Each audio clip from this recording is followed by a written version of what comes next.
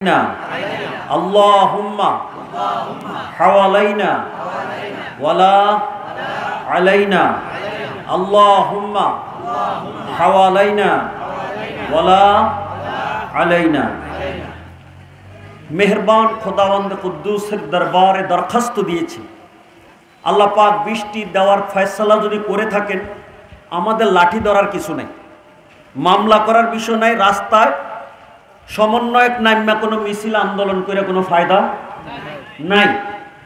তবে আল্লাহ ইচ্ছা করলে তো কিছু সময় বন্ধ রাখা আমাদেরকে কথা বলার সুযোগ দিতে পারেন, নাকি আল্লাহর এখানে কোনো হল রুমে কারোর সাথে পরামর্শ করা লাগবে? আল্লাহ পাক বৃষ্টি বন্ধ করলে আল্লাহর কোনো করলে অসইব?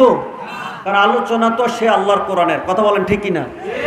আর ফাঁক দিয়ে একটা কথা বলি, আল্লাহ বৃষ্টি যদি দাও ইচ্ছা করলে তো হেকমত কইরা সোনারঘাটের চতুর্দিকে দিতে পারো, কি কর? মধ্যখানে ইচ্ছা করলে কিছু সময় বন্ধ রাখতে পারো, কি কর? এখান দিয়ে নদীর হেই পার, কি কর?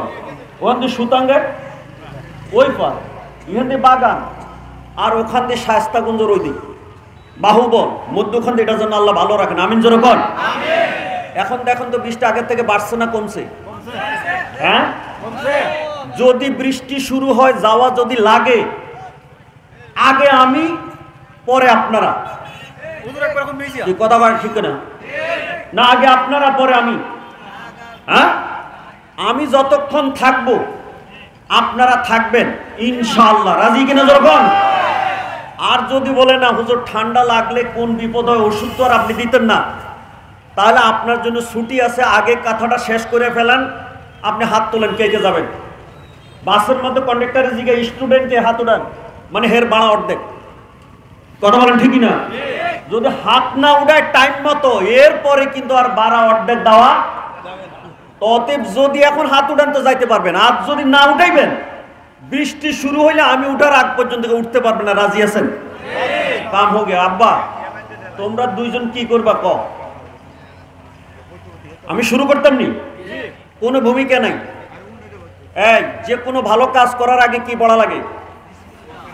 হ্যাঁ, তো কোরআন শরীফ কি খারাপ কাজ না ভালো কাজ? কিন্তু কোরআন শরীফ পড়ার আগে পড়ার লাগে আউযুবিল্লাহ, তাফসীর শুরু হয়ে গেছে, কথা বলেন ঠিক না?